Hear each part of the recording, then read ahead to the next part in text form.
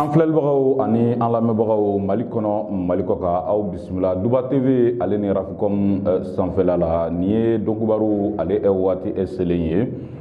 fasirikɛjɛkulu olu kɛlen kɔ ka sɛbɛnni kɛ nanzarakan cɛɲi na anw bɛna ka na bamayɛlɛma aw ye bamanankan jɛlen na o b'a jira k'a fɔ min bɛ bɔ anw da anw ka bɔnto nɔ tɛ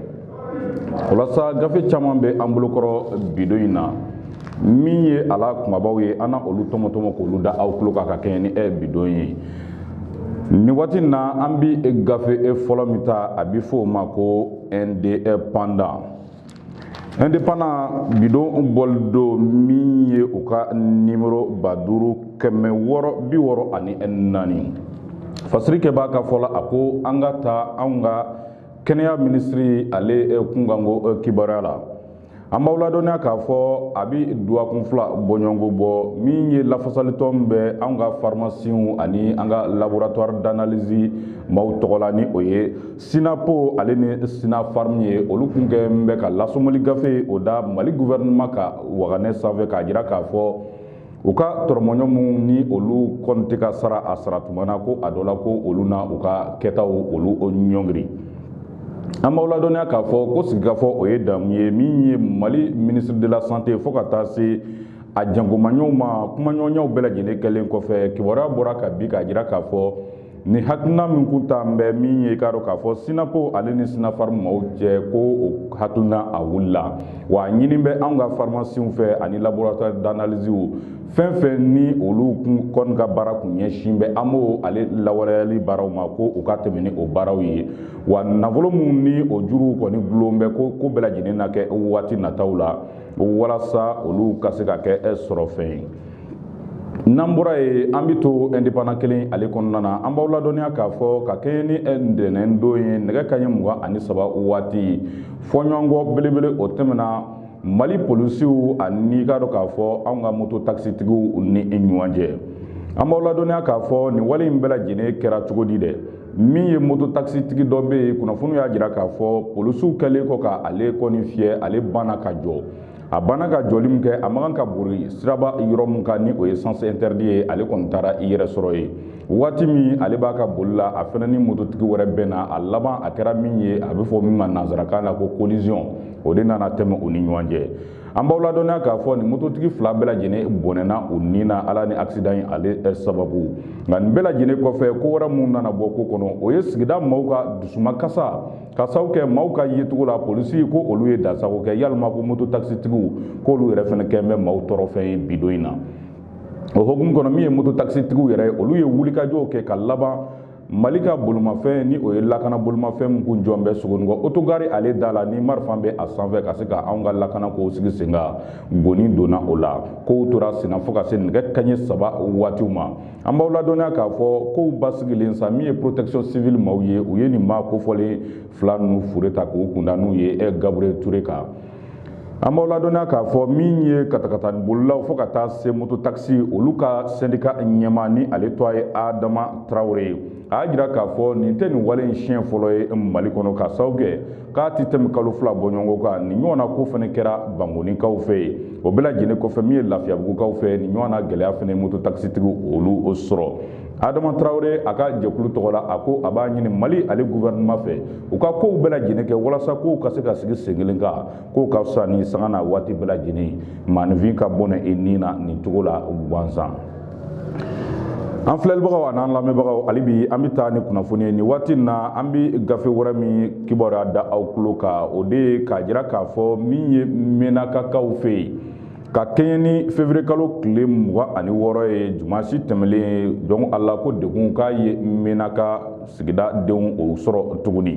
nin wale in a kɛra dugu min na a bɛ fɔ o de ma ko Unité Claten ale b'i k'a dɔn k'a fɔ Dinɛ Gare ale kɔni mara kɔnɔna na Menakakaw fɛ yen min ye kulu maramafɛntigiw terrorisiw u kɔni k'u ye wulikajɔ boloda ka nin dugu kofɔlen maaw ka tɔɔrɔ kɔni ta ka ɲɛsin u ma tɔɔrɔ min ɲɛsin u ma a kɛra sababu ye min ye k'a dɔn k'a fɔ civil maa 9 olu bɛɛ lajɛlen bɔnɛna o ni na dɔw yɛrɛ kɛra maaw ye mun tununa ni u kibaruyaw yɛrɛ ma se ka sɔrɔ hali ni waati nin na n'an bɔra yen an b'aw ladɔnniya k'a fɔ nin waati n'a ka tali kɛ lakana ale buna kun kan min ye kunnafoniw y'a jira k'a fɔ nin waati laban ninnu na lakanabaliya k'a ko bɛ ka segin ka na min ye ɲɔnɔ mara ale kɔnɔna na tuguni ka sababu kɛ min k'a dɔn k'a fɔ nin waati laban ninnu na kulu maramafɛntigiw ko u ye wulikajɔ caman kɛ ka babali k'a ta k'a ɲɛsin sigida maaw ma k'a ɲini u fɛ u ka u kɛyɔrɔ bila yalima u kana u bɔ u ni na don nataw la k'o kɛ bɛ sababu ye maa caman ni kamanagan kɔni bɛ ɲɔnɔ mara dugu caman na dugu ninnu na min ye Farabugu ka taa se Sokɔlɔma fo ka taa se ɲɔnɔ yɛrɛ ale dugu kɔnɔna ma bagaba nin ta bɛ ka ɲɛsin olu bɛɛ lajɛlen ma nin waati in na. N'an bɔra yen an b'aw ladɔnniya k'a fɔ min ye anw ka Conseil national de transition ni o ye CNT ye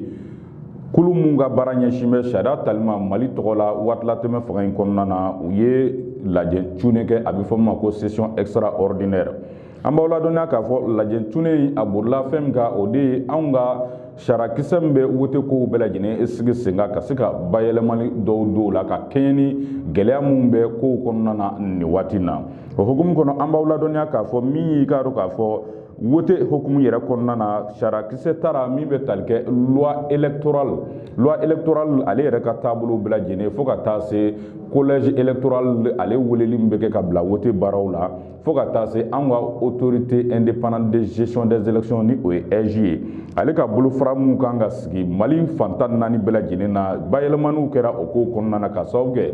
ni min ye kalo 6 ko o de kun sugandi bɛ ka kɛ EJ a ka bolofaraw sigili ye nka n'i ye kow lajɛ nin waati na o bɔra kalo 6 la ka sigi ka na kalo 3 bɔɲɔgɔnko la walasa baaraw ka kɛ teliya la layidu mun taara olu ka se ka tɛmɛ o tɛmɛcogow la. An b'aw ladɔnniya k'a fɔ min ye CNT cɛ ani muso maa 129 olu bɛɛ lajɛlen kɔni ye bolokɔrɔta kɛ ka se ka i k'a dɔn k'a fɔ bayɛlɛmali ninnu don anw ka loi électorale ale kɔnɔna na ka kɛɲɛ ni juma tɛmɛlen ye. N'an bɔra yen an bɛ taa hali bi ni kunnafoni ye ka tali kɛ anw ka jamanakuntigi colonel Assimi Goïta ale kun ye i k'a dɔn k'a fɔ jɛkulu min sigi sen kan n'a bɛ fɔ o ma ko commission de finalisation de la nouvelle constitution. An b'aw ladɔnniya k'a fɔ a ɲɛkun tile o bɛ maa min bolo o de ye professeur Fuseni Samake ye ka kɛɲɛ ni ntɛnɛn don ye dankɔrɔba in a n'a ka jɛkulu maaw u ye baara mun kɛ a ye o wulikajɔ kɛ ka taa o kunnafoniw bɛɛ lajɛlen kɔni bila jamanakuntigi ale ka bolo kan. An b'aw ladɔnniya k'a fɔ nin baara in kɔni a kɛra baara sɛnsɛnlenba ye k'a sababu kɛ min ye avant projet ni o ye sariyasun ale ɲɛbila gafew ye o baaraw bɛɛ lajɛlen kɔni kɛlen kɔfɛ maa 72 bɔɲɔgɔnko olu kɔni ye i k'a dɔn k'a fɔ sɔnni sigi nin sarakisɛ kelen kelen bɛɛ lajɛlen kan cogo min na maliden ka hakilina a n'a ka haminaw olu bɛ se ka don baara cogo min na baara ninnu bɛɛ lajɛlen kɔnɔna na. An b'aw ladɔnniya k'a fɔ yɛlɛmaba mun kɛra ko ninnu kɔnɔna na ani hakilinaba mun ni olu sinsilen tora a kɔnɔna na olu damadɔ bolo dalen don gafe ale kɔnɔna na. Yɛlɛmaba fɔlɔ ye min ye o de ye maa caman ka laɲini kun ye min ye k'a dɔn k'a fɔ kanko nansarakan k'o bɔ anw ka kanw na an ka laseliw ka se ka kɛ an yɛrɛ ka kanw na o fana ye fɛn min ye i k'a dɔn k'a fɔ danganiya belebele t'a la o yɔrɔ kan ka sababu kɛ min ye gafe laban in na a jirala ale kɔnɔna na k'a fɔ maa o maa ko e de b'a fɛ ka kuma kan min na Mali kɔnɔ o yamaruya b'i bolo i k'i ka kuma kɛ o kan na wa min ye anw ka baarakɛ kan ye kɛrɛnkɛrɛnnenya na o ye nansarakan ye o kɔni sɔnni sigira o kan. O bɛɛ lajɛlen kɔfɛ min y'i k'a dɔn k'a fɔ laïcité caman kun kɛ bɛ ka kuma caman fɔ o fana ko la k'a jira k'a fɔ o ye fɛn min ye ko ka o dalasalu ka bɔ a ko la a jirala k'a fɔ laïcité ale tɛ diinɛ ye laïcité ye ko labɛn kan de ye min bɛ sinsin diinɛ caman ni ɲɔgɔn cɛ k'a sababu kɛ Mali kɔnɔ diinɛ caman bɛ Mali la wa diinɛ caman lakodɔnni Mali la o ye laïcité de ye wa laïcité ma dabɔ dɔwɛrɛ kama fɔ n'a kɛra ka bɛn ani kelenya sinsin diinɛ kelen kelen bɛɛ lajɛlen ni ɲɔgɔn cɛ jamana kelen kɔnɔna na. O bɛɛ lajɛlen kɔfɛ yɛlɛmaba wɛrɛ mun kɛra o ye min ye anw ka Haut Conseil des collectivités ko o na yɛlɛma ka kɛ i k'a dɔn k'a fɔ Sénat ye Sénat fɛnɛ ale cɛdenw bɛ sugandi kalafili hukumu kɔnɔ fo ka taa se jamana maabaw ka maa sugandilenw olu bɛ kɛ Sénat ale kulu ye wa maa ti kɛ député ka tila ka kɛ i k'a dɔn k'a fɔ Sénat ale cɛden ye o fɛnɛ pereperelatigɛ o bɛɛ lajɛlen dira. An b'aw ladɔnniya k'a fɔ nin gafeba in a dilen jamanakuntigi ma ale ye foli ani tanuli ta k'a di Fuseni Samake a n'a ka cɛdenw ma ka tila k'a jira k'a fɔ ko ni ala sɔnna baara in a kɛra kɛcogo min na k'a dɔ la ko nin na kɛ sariya sun kura ye jamanaden kelen kelen bɛɛ lajɛlen na kala turu sariya sun kura min na. An filɛlibagaw ani an lamɛnbagaw hali bi an bɛ taa ni kunnafoni ye nin waati in na an bɛ kunnafoni wɛrɛ min da aw tulo kan o bɛ tali kɛ nin waati in na Tunisie jamana ka gɛlɛya min bɛ farafindenw ka farafinna jamana dɔ kɔnɔ hali n'a sɔrɔ o jamanadenw ye farikolo jɛmanw ye nka u t'u bɔ farafinya la o ye Tunisie ale jamana ye.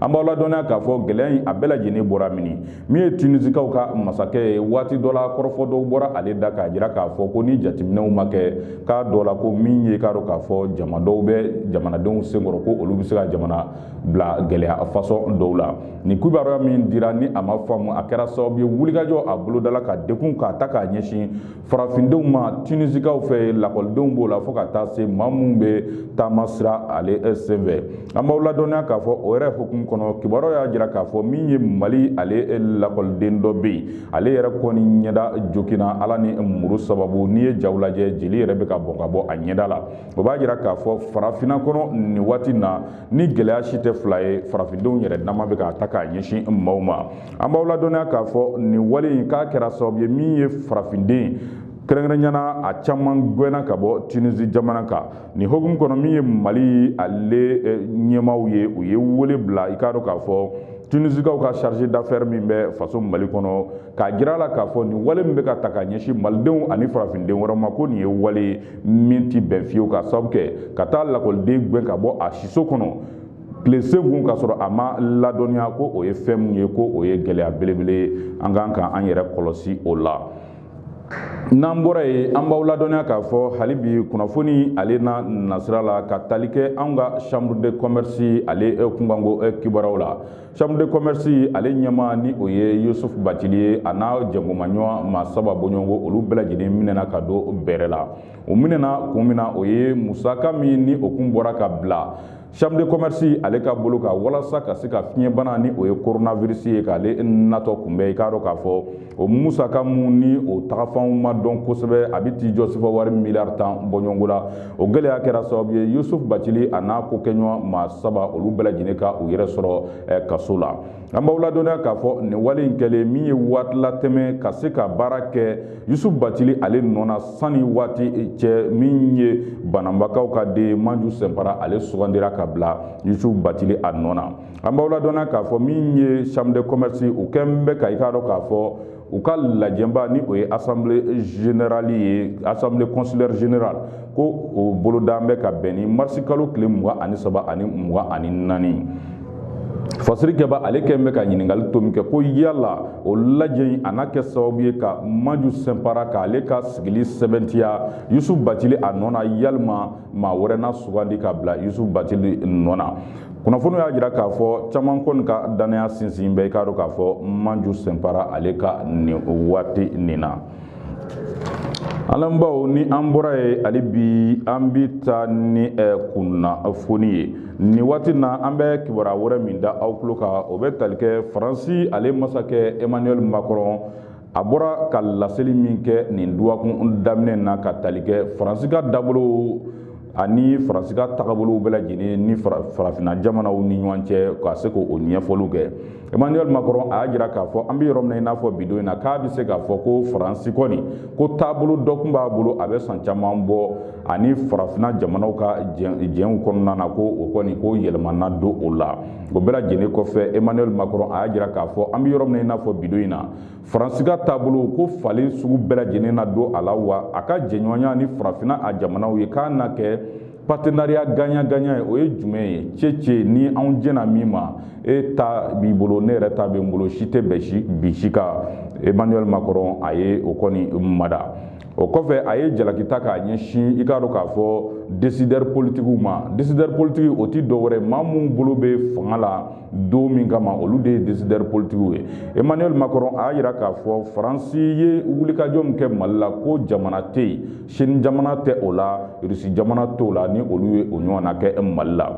ko nka min kɛra gɛlɛya ye Faransi kɛlen k'a ka jɔyɔrɔ ta min ye anw ka décideur politiques ni o ye fanga tigilamaw ye olu tun kan ka jɔyɔrɔ min ta ko olu de ma u jɔ u jɔyɔrɔ la k'o kɛra sababu ye ko baaraw tiɲɛna.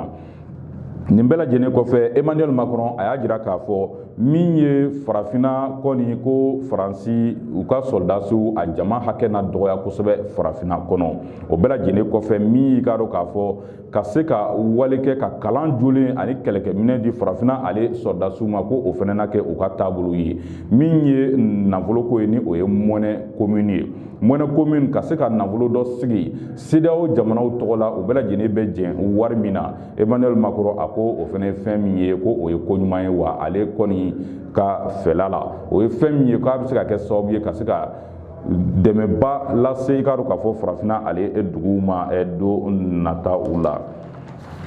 N'an bɔra yen an bɛ taa jamana ale kɔkanko kibaruya o hukumu kɔnɔna na an b'aw ladɔnniya k'a fɔ ka kɛɲɛ ni février kalo tile 6 tɛmɛlen ye Ala ka lajarabi belebele a ye Turki jamana ale ni Syrie jamana o sɔrɔ lajarabi in a bɛ fɔ a ma de ko tremblement de terre min don o ye dugukolo yɛrɛyɛrɛ ye wa ko a cɛnni kasabi ko n'i y'a lajɛ k'a bɛ fɔ a ma ko magnitude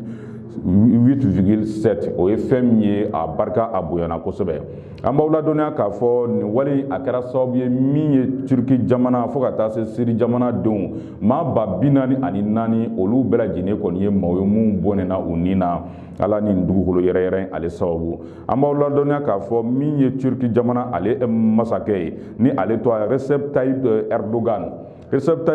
Erdogan a y'a jira k'a fɔ ale bɛ yafa ɲini Turki jamana a denw fɛ ka sababu kɛ nin wale in kɛlen min ye wulikajɔ olu bolodala kan ko nka ko yɔrɔ dɔw bɛ yen min ye dɛmɛ kɛbagaw ani sekurisiw ko u ma se k'o yɔrɔw lasɔrɔ joona o kɛra sababu ye dɔw bɔnɛna u ni na yalima dɔw ka degun barika bonyana a ye o yafa ɲini kɛ i k'a dɔn k'a fɔ Turki jamana a denw fɛ an b'aw ladɔnniya k'a fɔ Recep Tayyip Erdogan ale ye maa ye min ye san 20 ɲɔgɔn na sɔrɔ fanga na Turki jamana ale kunna wa min ye u ka kalafili kura ni o ye jamanakuntigi kalafili ye ale bolo dalen bɛ ka bɛn mɛ kalo tile 14 nata ma wa dankɔrɔba in a kɛlen bɛ k'i kanabɔ manda wɛrɛ nɔfɛ n'an bɔra yen hali bi an bɛ taa ni jamana ale kɔkanko kibaruya ye kunnafoniw y'a jira k'a fɔ Guinée jamana ka Guinée jamakulu min bɛ yen n'a bɛ fɔ ko force vive